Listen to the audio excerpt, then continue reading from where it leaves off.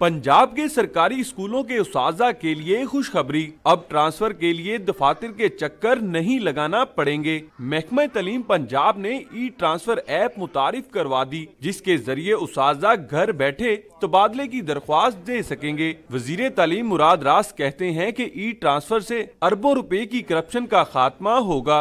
इसके अंदर हम जितनी सिफारिशें थी वो खत्म हो रही हैं, जितनी करप्शन है ये अरबों रुपए की करप्शन है साल की, ये लाखों या करोड़ों की नहीं है, अरबों रुपए की करप्शन है। ये 3 से 5 अरब रुपए की करप्शन है जो कि हम खत्म कर रहे हैं। वजीर तालीम पंजाब ने निजी तालीमी इदारों को खबरदार करते हुए कहा कि वो 5% तक फीसों में इजाफा कर सकते हैं।